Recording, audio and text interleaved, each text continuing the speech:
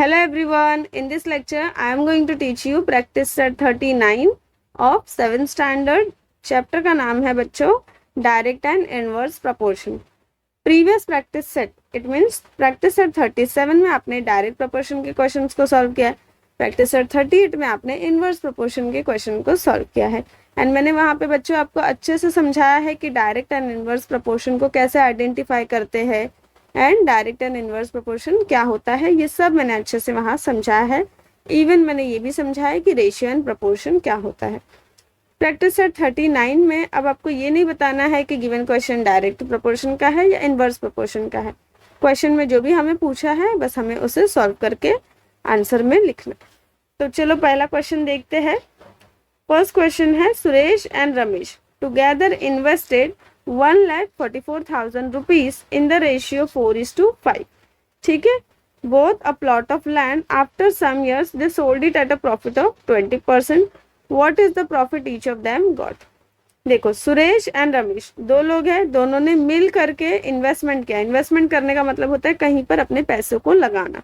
ठीक है. जैसे किसी काम में, किसी बिजनेस में, किसी प्लॉट को जब हम खरीद रहे तो वहां पे जो भी हम पैसे प्लॉट खरीदने में लगा रहे हैं या बिजनेस को चलाने में लगा रहे हैं उसको हम बोलते हैं इन्वेस्टमेंट. तो यहाँ पे सुरेश एंड रमेश ने मिलकर के क्या खरीदा? एक प्लॉट ऑफ लैंड खरीदा. ठीक है. मतलब एक एरिया खरीदा, जमीन खरीदी एंड उसमें उन लोगों ने पैसे लगाए हैं 1,44,000 रुपीज. बट जो रेशियो ऑफ द इन्वेस्टमेंट है वो 4:5 है. 4:5 का मतलब क्या है बच्चों कि एक ने 4 पार्ट्स लगाए एंड एक ने 5 पार्ट्स लगाए. ठीक है. 4 पार्ट्स 5 पार्ट्स का मतलब क्या है कि सुरेश का नाम देखो पहले, तो सुरेश का इन्वेस्टमेंट कितना होगा? 4 पार्ट ऑफ द अमाउंट. ये जो पूरा अमाउंट है ना 1,44,000. ठीक है. इस पूरे अमाउंट का जो 4 यानी 4 हिस्सा जो होगा. ठीक है. जब हम इसके बहुत सारे हिस्से करते, बहुत मतलब कितने करेंगे हम अपनी मर्जी से 20, 50, 100 हिस्से तो नहीं कर सकते ना. रेशियो कितना है? 4:5 है. तो 4 + 5 करो, कितना आता है? 9. तो 9 से इसको डिवाइड करो. ठीक है. 9 हिस्से करेंगे तो इसका जो एक हिस्सा होगा यानी कि इसका जो एक भाग होगा, 1 पार्ट जो होगा, उस 1 पार्ट को जब आप 4 से मल्टीप्लाई करोगे तो जो भी आंसर आएगा वो किसका इन्वेस्टमेंट होगा? सुरेश का इन्वेस्टमेंट होगा. एंड इसके जो 5 हिस्से हैं, ठीक है, मतलब एक हिस्सा करो उसको 5 से मल्टीप्लाई करो, वो किसका होगा? रमेश का होगा. क्योंकि रमेश का नाम देखो बाद में है एंड रेशियो में बाद में जो नंबर दिया है वो 5 है. सुरेश का नाम पहले, रेशियो में 4 पहले लिखा है. तो सुरेश का इन्वेस्टमेंट कितना होगा? ये पूरा जो अमाउंट है 1,44,000 रुपीज, इसके 4 पार्ट्स. ठीक है. इसका 4 भाग किसका होगा? सुरेश का. इसका 5 भाग कितना होगा? रमेश का. तो इस तरीके से आपको क्वेश्चन समझना है. इसके बाद हमसे पूछा है बच्चों कि हमें देखो, इसके बाद पूछा नहीं, इसके बाद क्या बोला है कि 20% का दोनों को प्रॉफिट हो गया. सुरेश को भी रमेश को भी दोनों को 20% का प्रॉफिट हो गया. तो दोनों को कितना कितना प्रॉफिट हुआ ये हमें फाइंड आउट करना है. तो अब कैसे फाइंड आउट करेंगे? तो ध्यान से सुनना जो मैं बोल रही हूँ.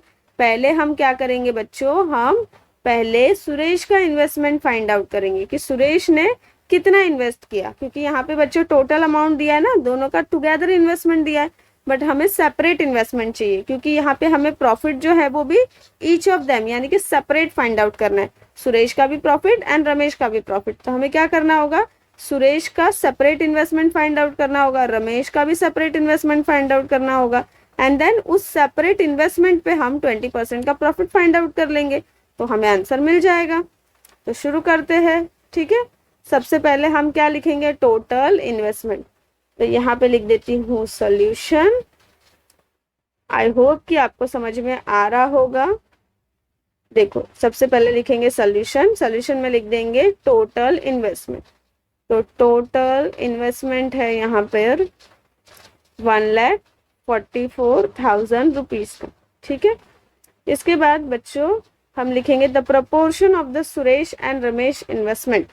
The proportion of the Suresh and Ramesh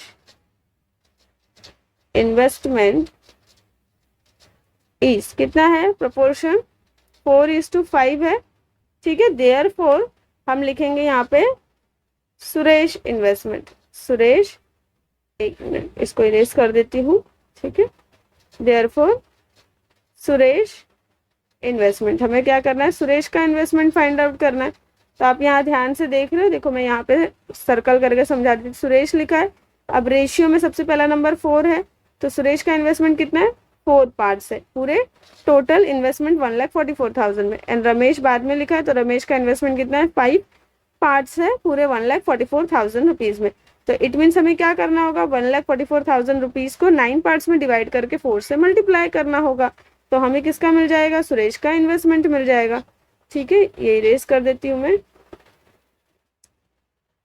तो यहाँ पे बच्चों हम लिखेंगे सुरेश, यहाँ एपोस्ट्रोफी एस लगा रही हूँ, ठीक है, आपको समझ में आ रहा होगा, एपोस्ट्रोफी एस मैंने लगाया, इसका मतलब क्या हो जाएगा, सुरेश का इन्वेस्टमेंट। तो सुरेश का इन्वेस्टमेंट कितना है, 1,44,000 रुपीज को 9 से डिवाइड करेंगे एंड मल्टीप्लाई कर देंगे 4 से। तो आंसर क्या आ जाएगा बच्चों, देखो 9 से मैं डिवाइड कर रही हूँ, 9 1 जा 9। अब न्यूमरेटर में देखो यहाँ पर 9 1 जा 9, 14 में से 9 को सब्ट्रैक्ट करो, आंसर कितना आता है, 5। ठीक है, तो 5 और ये जो थर्ड वाला नंबर है, देखो थर्ड डिजिट जो है वो 4 है ना, तो नंबर कितना बन गया, 54 बन गया। अब 9 के टेबल में 54 कितने टाइम्स में आता है, 9 6 होता है 54, तो हम यहाँ लिख देंगे 6। एंड ये जो 30 है इसको बच्चों आप एज इट इज लिख दोगे, तो कितना हो जाएगा, 16,000 multiply by 4 which is equal to, अब ये 30 आप एज इट इज यहाँ पे लिख दो, 6 को 4 से मल्टीप्लाई करो, 6 4 जा 24, 2 कैरी, 4 1 जा 4 प्लस 2 6 हो जाएगा। तो कितना हो गया बच्चों, सुरेश का इन्वेस्टमेंट 64,000 रुपीज हो गया। ठीक है, अब इसके बाद आप क्या करोगे, रमेश का इन्वेस्टमेंट आपको फाइंड आउट करना है। तो रमेश का इन्वेस्टमेंट आप क्या कर सकते हो, टोटल इन्वेस्टमेंट में से 64,000 सब्ट्रैक्ट करके भी तो फाइंड आउट कर सकते हो ना। तो ऐसे बहुत तरीके हैं बच्चों। ठीक है, आप चाहो तो यहाँ पे 1,44,000 रुपीज में से सब्ट्रैक्ट करो 64,000 रुपीज, तो भी आपको मिल जाएगा रमेश का इन्वेस्टमेंट। देखो 1,44,000 रुपीज मैं यहाँ लिखती हूँ एंड 64,000 रुपीज में सब्ट्रैक्ट कर देती हूँ। 30 एज इट इज आ गया, 4 में से 4 सब्ट्रैक्ट किया तो भी 0 आ गया, 14 में से 6 सब्ट्रैक्ट करो तो कितना आ जाएगा, 8। इट मीन्स कितना है, 80,000 रुपीज है। ठीक है, तो ये भी एक तरीका है, बट इसको मैं नहीं लिख रही। आप एग्जाम में अगर ये यूज करोगे तो भी आपको पूरे मार्क्स मिलेंगे क्योंकि वो सही है। ठीक है, यहाँ पे हम क्या लिख सकते हैं, देखो 1,44,000 डिवाइड बाय, रमेश का कितना था, 5 पार्ट्स, 5 लिखा था ना रेशियो में, रेशियो ऑफ द इन्वेस्टमेंट में, तो हम 5 से डिवाइड, 5 से नहीं सॉरी 5 से मल्टीप्लाई करेंगे, 9 से डिवाइड करेंगे एंड मल्टीप्लाई बाय 5 करेंगे। अब जब आप इसको डिवाइड करोगे तो फिर से आंसर क्या आ जाएगा, 16,000 ही तो आएगा। मल्टीप्लाई करो 5 से, नाउ 6 5 जा, देखो 30 एज इट इज लिख रही हूँ मैं, 6 5 जा कितना होगा, 30, 0 3 कैरी, 5 1 जा 5 प्लस 3 8। तो आंसर कितना आ जाएगा बच्चों, 80,000। इट मीन्स रमेश का इन्वेस्टमेंट कितना है, 80,000। और इसको करने के दो तरीके ना, दो मेथड मैंने बताया, एक तो आप सब्ट्रैक्ट करके भी इन्वेस्टमेंट फाइंड आउट कर सकते हो, एक आप ऐसे भी इन्वेस्टमेंट फाइंड आउट कर सकते हो। अब हमें प्रॉफिट फाइंड आउट करना है, तो हम लिखेंगे यहाँ पे बच्चों प्रॉफिट कितना है, प्रॉफिट हमें दिया हुआ था क्वेश्चन में 20% का है। सो यहाँ पे हम लिखेंगे देयरफॉर सुरेश प्रॉफिट। ठीक है, सुरेश प्रॉफिट कितना हो जाएगा, एपोस्ट्रॉफी एस भी लगाना था, सॉरी मैं भूल गई। देखो सुरेश प्रॉफिट यानी सुरेश का प्रॉफिट कितना हो जाएगा बच्चों, 20% है, तो हम यहाँ लिखेंगे 20% ऑफ। तो सुरेश का प्रॉफिट फाइंड आउट करें ना, तो सुरेश के ही इन्वेस्टमेंट पे फाइंड आउट होगा। सुरेश का इन्वेस्टमेंट देखो कितना हमने फाइंड आउट किया, 64,000 रुपीज, तो हम यहाँ लिखेंगे 64,000। ठीक है, विच इज इक्वल टू 20% को आप रेशियो में कन्वर्ट करोगे तो परसेंटेज का साइन रिमूव होते ही डिनोमिनेटर में 100 आ जाएगा। मल्टीप्लाई करो 64,000 से, ये 2 0 इससे कैंसिल हो गया बच्चों, which is equal to 640 multiply by 20। तो 0 0 तो एज इट इज ही रहेगा, 2 0। 2 को 64 से मल्टीप्लाई करोगे, देखिए 64 को 2 से मल्टीप्लाई करोगे तो 4 2 8, 6 2 12, तो 128। इट मीन्स 12,800 रुपीज प्रॉफिट किसको हुआ, सुरेश को हुआ। एंड रमेश का प्रॉफिट यहाँ पे हम लिख देंगे बच्चों, Ramesh profit is equal to, अब रमेश का भी है प्रॉफिट 20% ऑफ 80,000 इन्वेस्टमेंट है ना रमेश का, तो 80,000 लिख देंगे, देन 20/100 मल्टीप्लाई बाय 80,000। ये 2 0 इससे कैंसिल हो गया। न्यूमरेटर में कितने 0 है, 20 का 1 0, 800 का 2 0, तो 3 0 एज इट इज लिख दो, 8 2 16। तो 16,000 रुपीज प्रॉफिट किसको हुआ, रमेश को हुआ। एंड देन लास्ट में हम फाइनल आंसर लिख देंगे। तो बच्चों देखो यहाँ मैंने फाइनल आंसर लिख दिया है। आई होप कि आपको क्वेश्चन का आंसर समझ में आया होगा। थोड़ा लेंदी लगा होगा लेकिन सॉल्यूशन लेंदी नहीं है, ठीक है। सॉल्यूशन इजी है और छोटा भी है। इसका एक दूसरा भी मेथड है सॉल्व करने का, बट वो I think so lengthy solution है। ये उससे शॉर्ट है और इजी भी है। Now see the second question. Second वाला क्वेश्चन है, विराट एंड सम्राट together invested 50,000 and 1,20,000 rupees to start a business. They suffered a loss of 20%. How much loss did each of them incur? ठीक है, question का मतलब क्या है कि विराट और सम्राट दोनों ने मिलकर के इन्वेस्टमेंट किया। अब यहाँ पे देखो सेपरेट इन्वेस्टमेंट दिया है ना, विराट का इन्वेस्टमेंट दिया है, पहले विराट का नाम है एंड पहले अमाउंट कितना है 50,000, तो हम क्या समझेंगे कि विराट का इन्वेस्टमेंट है 50,000। उसके बाद में नाम है सम्राट का, बाद में जो नंबर दिया है वो है 1,20,000, तो हम समझेंगे कि सम्राट का इन्वेस्टमेंट है 1,20,000। ठीक है। अब यहाँ पे दोनों ने मिलकर के क्या किया, एक बिजनेस स्टार्ट किया, लेकिन उनको क्या हुआ 20% का लॉस हो गया बिजनेस में। तो हमें क्या करना है, हमें लॉस फाइंड आउट करना है। क्वेश्चन में लिखा है ईच ऑफ देम, मतलब हमें दोनों का लॉस फाइंड आउट करना है, विराट का भी सम्राट का भी। अब जैसे मैंने देखो प्रॉफिट फाइंड आउट किया सुरेश एंड रमेश के इन्वेस्टमेंट पे, वैसे ही हमें लॉस भी फाइंड आउट करना है। अब यहाँ ऑलरेडी आपको देखो सेपरेट इन्वेस्टमेंट दिया है, ठीक है, तो आपको टोटल इन्वेस्टमेंट ऐड करने की, ratio of the investment find out करने की कोई ज़रूरत नहीं है। हम जो गिवन है क्वेश्चन, ठीक है, क्वेश्चन में जो भी गिवन है उसी को यूज़ करके हम इजीली फाइंड आउट कर लेंगे इसका आंसर। तो स्टार्ट करते हैं सॉल्यूशन बच्चों। देखो सॉल्यूशन यहाँ पे मैं लिख देती हूँ। अब यहाँ पे हम लिखेंगे विराट, एपोस्ट्रॉफी एस मैंने लगा दिया है, विराट इन्वेस्टमेंट।